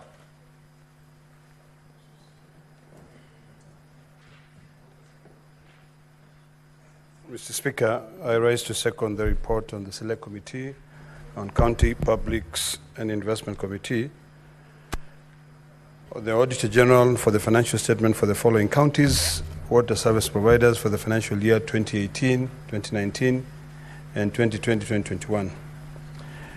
These counties that have already been listed by the mover of this motion, I will restrict myself to the observations that we made during the inquiry into this, the way these counties manage their water resources. Mr. Speaker, one of the biggest problems is that a lot of these counties, the water companies were being run by the board without the input of the county governors. In fact, in most cases, the county governors appeared before our committee and they raised concern as to why they were taking oath and responding to issues which they really did not understand. These water companies were being run autonomously by the board, and it brought in a lot of conflict on how they can be able to manage the resources. Yes, the CCM in charge of water and sanitation for each of the counties were represented in those boards, and they worked tirelessly to be able to set up budgets that can be able to allow them run these water companies. But the problem has already been explained by my colleague, had to do with an issue where you find in Bungoma and Trans Nzoia counties, there's one water company. You go to Kisii and Nyamira, there's one water company. So it brings in the issues of autonomy, on which county can be able to generate more resources. So when we looked at that, our committee highly recommended that each of the 47 county governments have their own water companies. We also had a big issue looking at the issues of regional water bodies. The Constitution is quite clear in terms of water and sanitation. Water and sanitation are devolved to the county governments.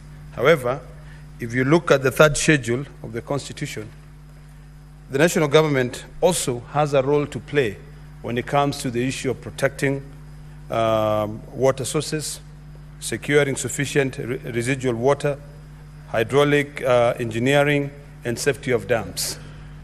When we sit in this House, Mr. Speaker, we also confuse the whole process. Because I remember there was, during the time when we were interrogating these counties on how they're managing their water resources, there was a Water Act which was being amended.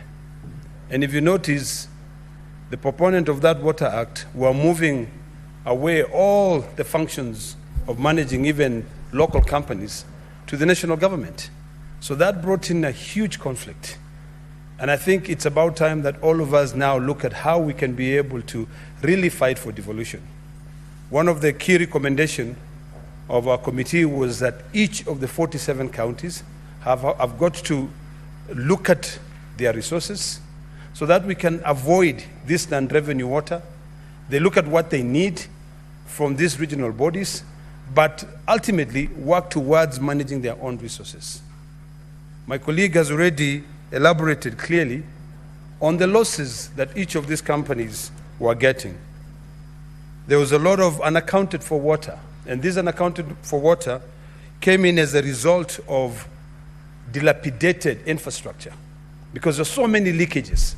So when you come to a situation where two counties share one company, and then water is bought from another company or from another county, by the time the water gets there, if you calculate how much was sold to those companies versus how much they generate after they sell the water, you'll realize that there's so much losses, which also led to a lot of financial mismanagement. When we are looking at the case of Nairobi, Mr. Speaker, it was very difficult to be able to tell how much was that company earning. In fact, some of these companies ended up just being, sort of like corruption's dens, where people who work in these companies end up just starting their side water companies, buying water bowsers, so that they can be able to sell, because the mismanagement in the companies that were running water services was so high, such that it was impossible to be able to ensure sufficient water supply. And this is the function of the national government. The national government has got to ensure that there is a sufficient sustainability of water supply to all the counties. So, Mr. Speaker, this was the first time that this Senate was looking at these water bodies. There's still a lot of work that ought to be done, quite a lot of work. And one of our recommendations was that, and I don't know whether that recommendation found itself in the report, is that each of the 47 county senators must now be able to interact on a very close watch with the water companies to ensure that these water companies, first of all, understand their budgets. Secondly, that the county governments allocate budgets to them. But these water companies must also be run to be able to produce enough water, which is sustainable to be able to provide for all the citizens of these sub-counties. And on top of that, we also have to deal with the issue of sanitation. You'll find that some companies only deal with the supply of water. But when it comes to the issue of sewage and sanitation, it is left for programs to be funded by the World Bank. We have to be very clear that these are our responsibilities. Today, Mr. Speaker, you will understand that there is a lot of shift on the role that the World Bank and the IMF plays in countries. Burkina Faso, as a country, the ruler of that country has said no to the support of IMF. IMF continue to rate our countries. In fact, today, a friend of mine sent me a small note and said, this is what is important to us, where the IMF has already downgraded Kenya and has portrayed a very dark future for Kenya just because we want to be able to control ourselves. So this trickles down. So our water companies must now be the responsibilities of the county governors, because the county governor is the CEO of that county. And if the CEO does not know how the waters are being run in those counties, it becomes very problematic. We now have a ministry on the blue economy. I think it is important that those water companies and that Ministry for Blue Economy work together to be able to set up huge dams, to be able to ensure that we have reservoirs. We have a big problem when it comes to Nairobi, as an example. The water from Nairobi comes from, I believe, Murang'a, or maybe the next county, and it passes through, and there are counties that do not have water, so the water comes here. So we need to now start asking ourselves, how do we ensure that there is sufficient water that can be able to sustain the residents of Nairobi by investing in big water reservoirs? This is a responsibility of the national government. If the national government can just take the third schedule, or the fourth schedule, and look at what their role is, and they put resources there, then we can be able to make a lot of difference. Mr. Speaker, let me reiterate again on the importance of each of the 47 counties establishing their own water companies, and they run them as a resource. They realign their own existing resources. We have a lot of water is washed away. Some of us who are farmers, we tap this water. If you go along most of the riverbanks, you will see people using the water which eventually will drain into the lake and using it for irrigation. We can as well encourage county governments to be able to establish water reservoirs where they can be able to tap into this water. So this is a resource that we can be able to, once we realign just our small existing resources, we can be able to ensure that it supports our population. Mr. Speaker, let me reiterate again on the importance of legislations. When we draft legislations or legislations are proposed in this House, we have to be cognizant of the fact that our Constitution have devolved certain functions. Water and sanitation, fully devolved. These water bodies, original water bodies, should actually be working with the national government to be able to develop policies, but not to now start running the distribution of water in the county governments. During the time when we were interrogating these water companies, we also spent a lot of our time talking to the regional bodies. There was a huge conflict between Kajiado County, Makueni County, coming all the way to the river when it comes to the issue of Lolturesh, which is a water source. That water, historically, was piped from Lolturesh, which is down Kajiado South, to come and water flower farms in Kitengela. So the residents of that area, Makueni County, were not getting any water. The residents of Kajiado were not getting any water. So it is important that we look at our own resources. And first of all, before we send that water to serve other people, we make sure that we serve ourselves first. Mr. Speaker, if you and I travel today, the first thing we are told on an airplane is that you need to buckle up first. And even if you have a child, protect yourself first before you do what?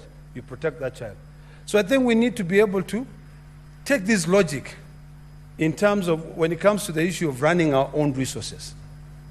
There is no reason as to why Kajiado County should actually, residents of Kajiado County should stay without water, because that water is going in to support people of the river.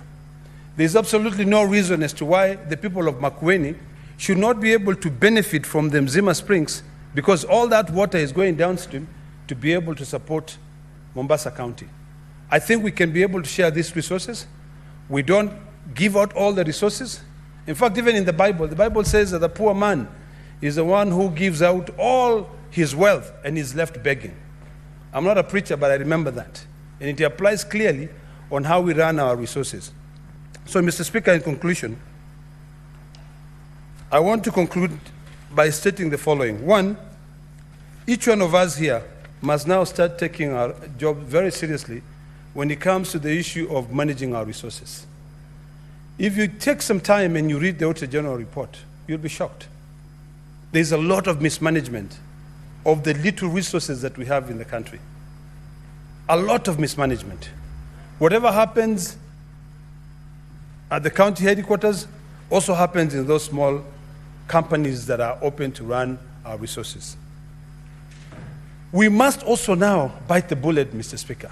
Each of our 47 county delegations here must engage county governors to be able to re-examine and carry out an audit of our water infrastructure.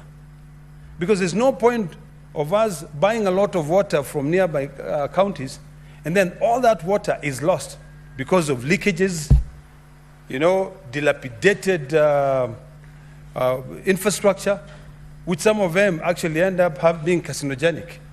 So it's important that we'd rather do, even if we are to get any grants from the national government, those grants are utilized properly. There's so much that people can eat.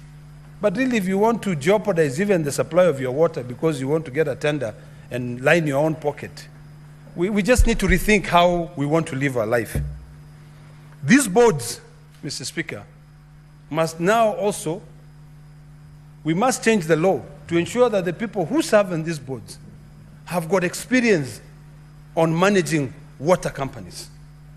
There's no point of rewarding our friends.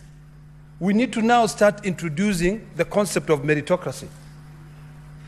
Have people who understand the importance of this resource.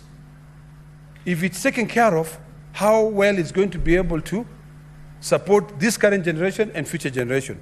So the boards, we must make sure that we use a competitive process, appoint people who have got a background in water and sanitation, so that they can be able to make infrastructure that will be able to outlive them. Financial management, Mr. Speaker. It is imperative that the CCM in charge of finance of each of the 47 counties, CCM in charge of water, who is now, and the CEOs in charge of water, who is the accounting officer, their role must be very clear when it comes to managing these semi-autonomous companies. It is not the board which will have all the responsibilities. I think the CEO of finance should be tasked with the responsibility of ensuring that they go through the accounts of each of these counties, water bodies, so that when those counties appear before an oversight body, even the governors will be able to be in the know. Most governors have got no clue on what is happening. In conclusion, I hope that when it comes to passing this legislation, we can all be very selfish and protect devolution. Let the national government handle policy work, but when it comes to the issue of implementation of the legislation, that should be the role of county government. Mr. Speaker, with those few remarks, I beg to second.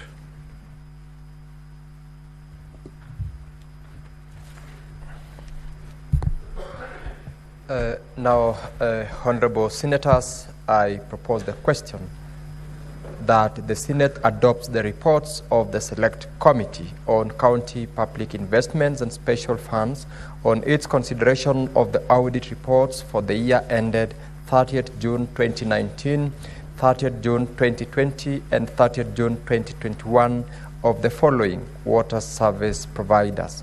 1. Amatsi Water Services Company Limited, Vihiga County. Bomet Water Company Limited, Bomet County. Gusii Water and Sanitation Company Limited, Kisii/Nyamira Counties. Kisumu Water and Sanitation Company Limited, Kisumu County. Kwale Water and Sewerage Company Limited, Kwale County. And Nyeri Water and Sanitation Company Limited in Nyeri County. And the audit report of the Wajir Water and Sewerage Company Limited for the year ended 30th June 2021, laid on the table of the Senate on Thursday, 23rd of November 2023. Now, Honorable Senators, this motion is open for debate, and I will call upon the members who have requested to speak to this particular motion. I'll start with Senator Danson Buya Mugatana.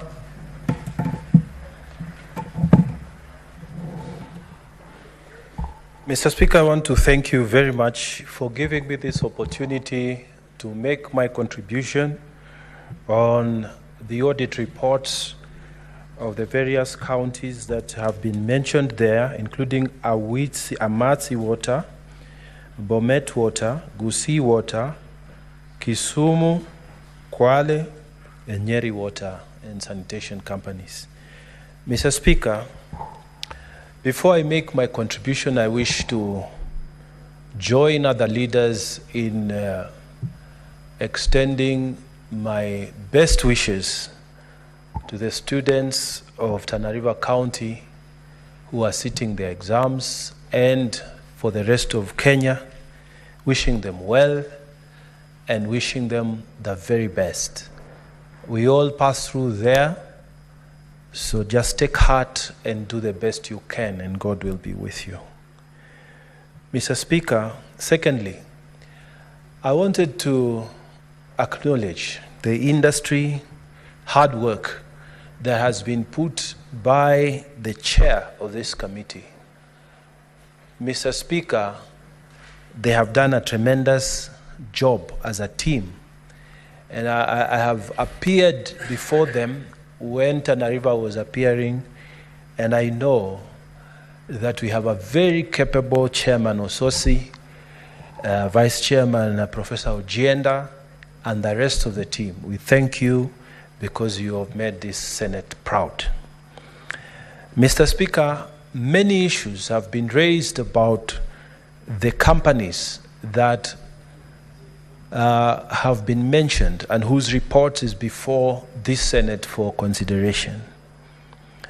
Mr. Speaker, I want to probably pick two issues so that I can focus my attention on those issues. Mr. Speaker, there's a big complaint amongst Kenyan people that there's no water on their taps. And Mr. Speaker, I remember many years ago when the reforms of water were underway. At that time, the Minister for Water was the very Honorable Martha Karua. And she brought this idea to Parliament at that time, that we need to segregate these companies. We need to create water companies. We need to create water bodies that are going to be able to manage water in various levels. Some of them were at regional, and some of them were national. Obviously, from those days to date, a lot of changes have taken place, Mr. Speaker. But the principle remains the same, that if this water is managed at a lower level, and this, in this case, at the county level, then we should be able to have people who have a feeling for the people, who are directly connected, who will not steal the money for water, mismanage the resources for water, so that the county can have water flowing in the taps. Mr. Speaker, this has been a challenge everywhere. And we have been told, Mr. Speaker, that one of the problems is that, and when we speak to the management, like the one in Tana River, they tell you we still depend on the old infrastructure. And Mr. Speaker, the infrastructure that has been there is the one that was built by the county governments, not county government, county councils, Mr. Speaker. And county councils have been gone for more than 10 years. But still these water companies depend on that infrastructure. And Mr. Speaker, We therefore have this challenge of non-revenue water. Non-revenue water has been told by our able chairman when moving, is that water which nobody can account for. It is there, it has been utilized, but nobody can account for it. So, Mr. Speaker, we have also been told that these companies are 100% owned by the county governments, which effectively means, Mr. Speaker, that for the infrastructure to be upgraded, for the infrastructure to be where we want it to be, the new investment must be put into the infrastructure of water. Mr. Speaker, it's not enough for us to just blame the management of these water companies. We must start thinking of solutions. Mr. Speaker, for new money to be put in these water bodies, then it means, Mr. Speaker, we must start thinking of a way of ring-fencing some money which comes from the Senate to go down to the governors, and they be told that this money is for water, and you cannot touch this money. Mr. Speaker, if we could develop that kind of legislation, that is one way forward, and we must start thinking around that issue.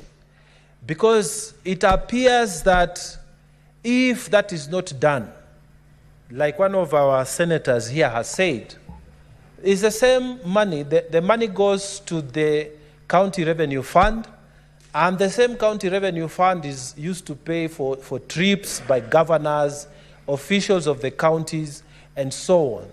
And the money doesn't reach for development of water. Even where they have collected something, you find that that money doesn't go there.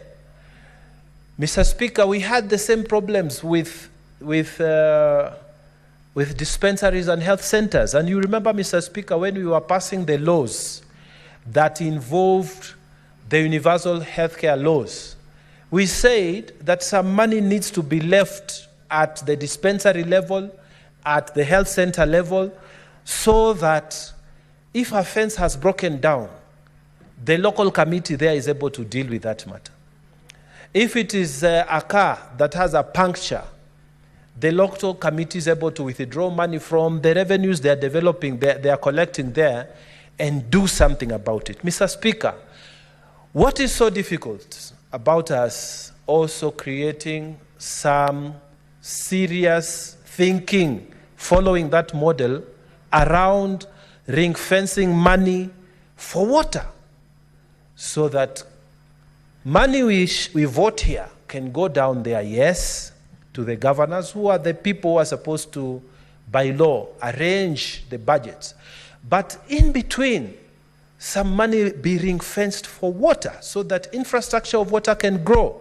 Because no matter what we say, Mr. Speaker, no matter what we do, if the infrastructure of water that we want to use in 2024 is the same infrastructure in Tana River County, for example, that was set up in 1960s by the Tana River County Council, it will never work, Mr. Speaker. We must start thinking as a Senate of a way of pushing money so that infrastructure can be upgraded. Mr. Speaker, there's another thought also that we need to think, because this is a house of ideas. Mr. Speaker, 100%, we have been told, is owned by, the shares are owned by the county governments. So in Tana River County, Tawasco is owned 100% by the county government of Tana River. And Mr. Speaker, the county government of Tana River will tell you we don't have money to invest for infrastructure.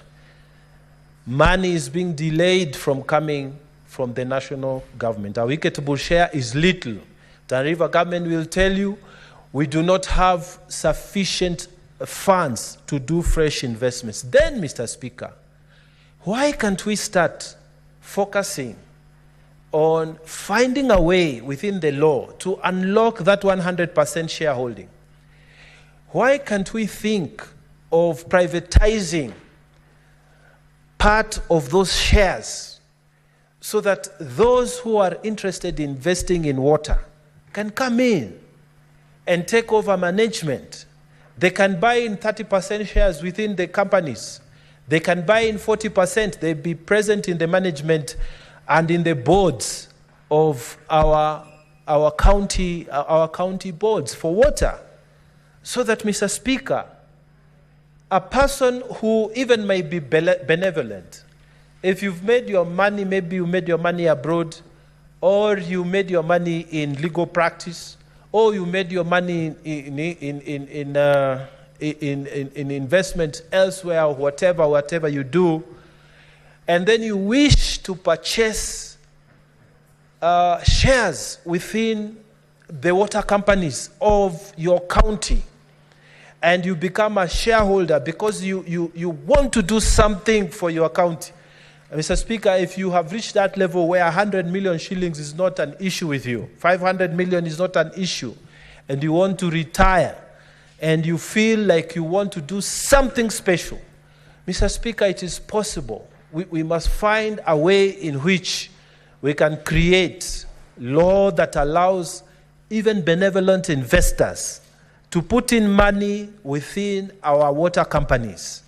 So that, Mr. Speaker, we shouldn't be, I pity some of our managers in these water companies. They'll come before Chairman Ososi and tell them, we are angling for World Bank to give us this money. We are angling for, I don't know what other grants to get. So we need to meet this and this and this and this and this and this requirement.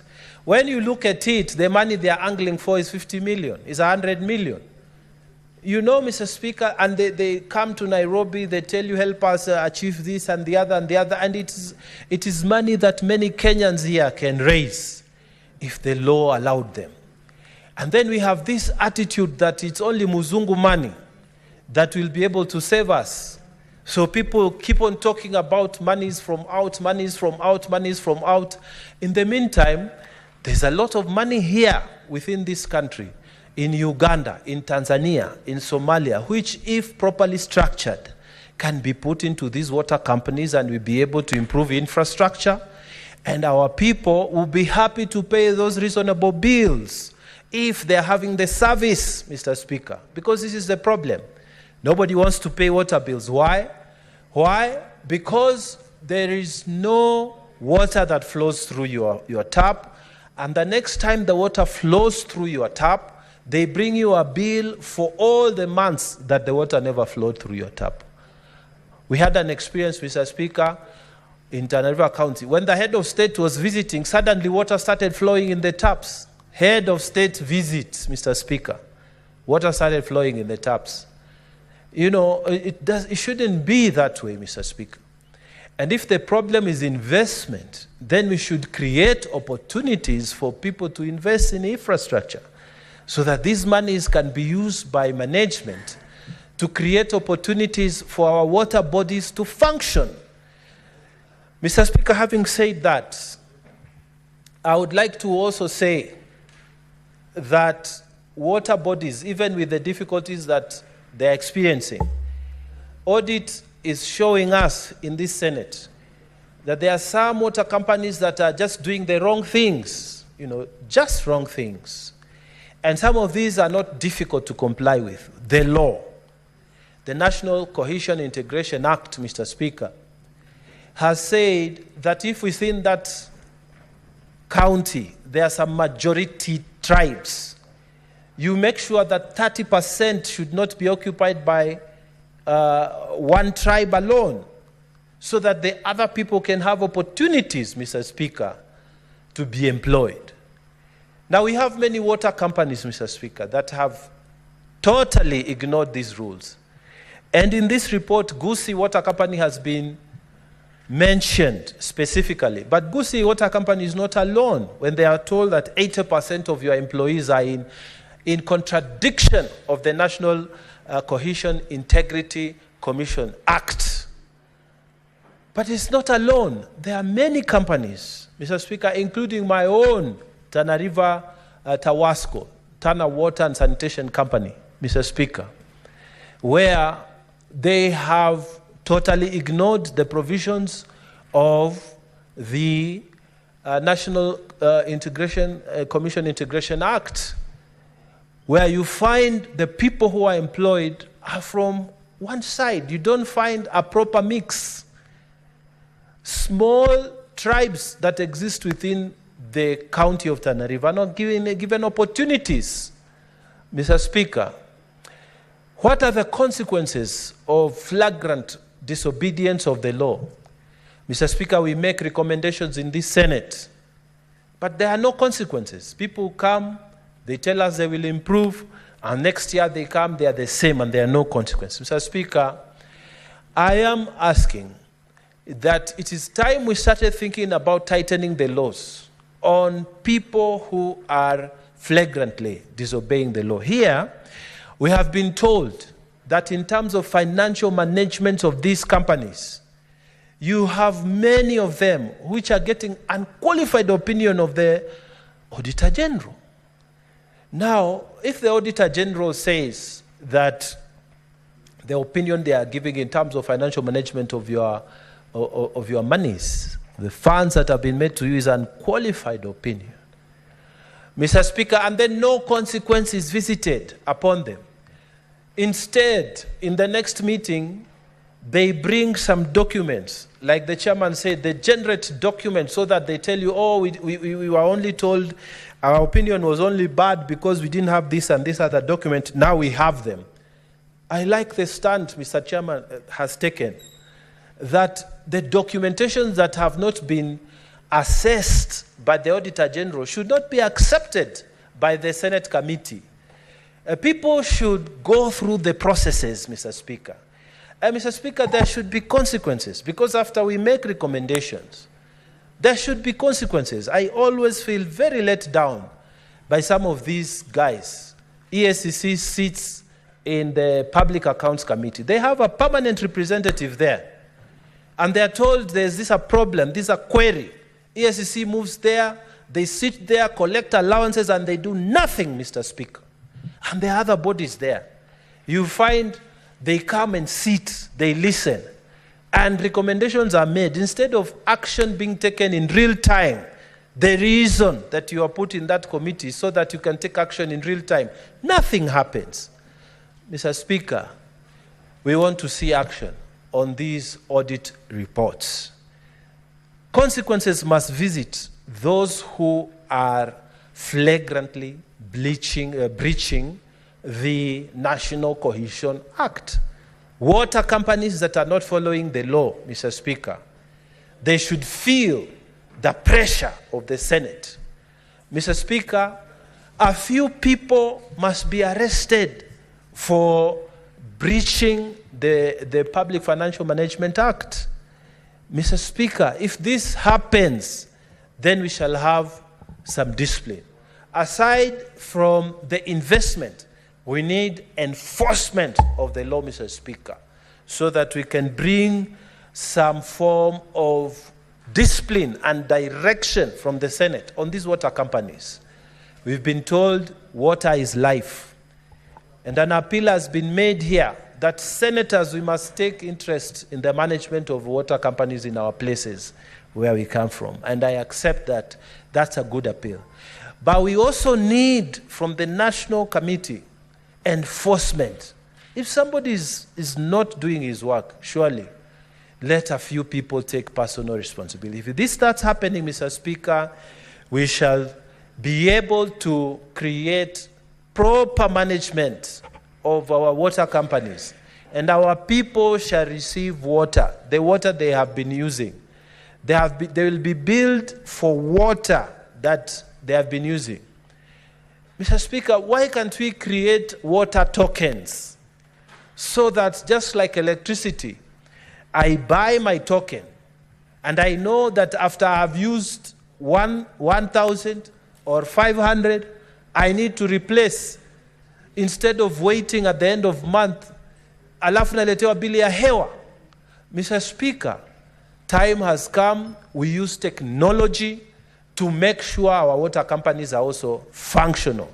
So we should not only invest in the infrastructure, but also in technology, so that people can pay for services that have actually been rendered. We are doing better in electricity, but we can also do good in water sector. And this means we must start focusing there as a Senate.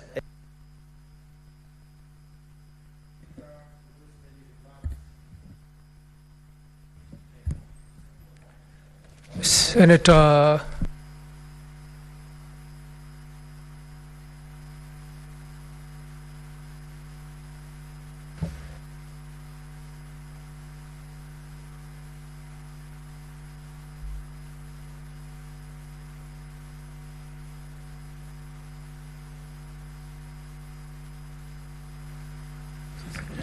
Sifuna Edwin. Thank you, Honorable Speaker. Allow me to begin by commending the County Public Investments Committee that is ably chaired by the Senator for Vihiga, the Honorable Osotsi. Honorable Speaker, I have had occasion to be present in some of his meetings, especially when the management of the Nairobi Water and Sewerage Company was appearing before this committee, and I can assure you that I saw the sort of commitment by members of the committee, and especially the chair, to make sure that we right the wrongs in many of these water companies.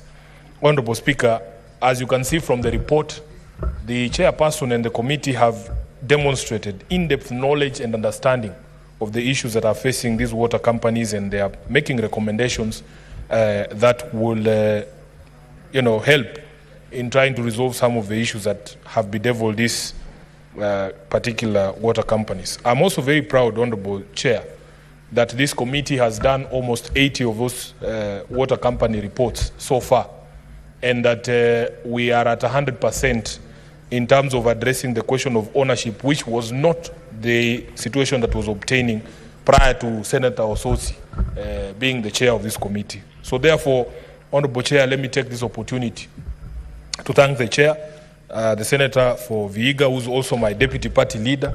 These are some of the things that Kenyans have come to expect from the very high quality leadership from the Orange Democratic Movement. And we are setting the pace for other committees, Honorable Chair. Honorable Chair, allow me to address two things that have been raised by the committee, and they have had the Chair make various references to the situation with water in Nairobi County. The first one, Honorable Chair, is the question of non-revenue water. And I know that from the discussions before that committee, Nairobi County, or the Nairobi Water and Sewerage Company, is one of those companies with the highest non-revenue water. And various reasons have been cited. Honorable Speaker, in very simple terms, non-revenue water is revenue that somehow leaves the company, but is not billed, and the county does not receive money, or the company does not receive money for that water. And one of the issues that have been cited is dilapidated infrastructure. Truth of the matter is, here in Nairobi, the water and sewerage infrastructure that we are operating on has been stretched beyond its capacity. And as the chair said, we are still relying on the original water and sanitation infrastructure when the city was actually built by the Mzungu. Honorable Chair, one of the things that I have never understood is, if you look at our laws, there is a law that is called the Urban Areas and Cities Act. This law, under sections 5 and 6, provides for a framework of cooperation between the national government and the county government, and especially the city county of Nairobi, recognizing the unique position of Nairobi City County amongst the 47 counties. This uniqueness arises from many things, including the fact that Nairobi City County is the capital of the Republic. It hosts the diplomatic headquarters of many countries. It also is a seat of government. Many national government institutions are actually situated here in Nairobi. Honorable Speaker, under that act, the expectation was that in the realization of the uniqueness of Nairobi, the national government would support development of heavy infrastructure or critical infrastructure like the water and sanitation infrastructure. But this has never happened. If you speak to the management of the water company and the county government of Nairobi in general, Honorable Speaker, the amount of capital outlay that is required to bring the sanitation and water infrastructure up to speed, Honorable Speaker, it is something that would require over 5 years allocation under the equitable revenue share for us to be able to do that infrastructure. As we speak, Honorable Speaker, the existing sewage network, for instance, covers only 37 or 30% of the total square area of Nairobi County. And Honorable Speaker, as you know, these has also, the past few years, I've seen a lot of rapid development in terms of housing. Very many new buildings are coming up, going up to 25 floors, hosting thousands of tenants, but it has not been accompanied by the commensurate infrastructure upgrade that is required. And this is why many of our water and sanitation infrastructure is creaking. So, Honorable Speaker, I continue to call on the national government to honor its responsibilities under the Urban Areas and Cities Act to support Nairobi's development of certain critical infrastructure, including our water infrastructure, Honorable Speaker, so that we can be able to meet the needs of the people of Nairobi. Secondly, Honorable Speaker, the committee has highlighted the specter of illegal connections and what the chair has called outright corruption. There are stories we hear in this city, Honorable Speaker. Very serious allegations are made against the management of Nairobi Water City Company, the people who work there, that, Honorable Speaker, even though they told us that there is this program of equitable distribution of water across the city, that there are unscrupulous people within the company who are even themselves merchants of water, people who own water bowsers, who are aware of the distribution schedule, who will make sure that, Honorable Speaker, the running joke is that some of them have mjengos going on and they tell their contractors, just wacha nifunge Nairobi West and then I'll come and see you at the hardware, Honorable Speaker. Knowing that you are shutting water supply to Nairobi West, then your bowsers are available for the people of Nairobi West to buy water from you. So these stories, Honorable Speaker, unfortunately for us, we rely on other institutions and we have complained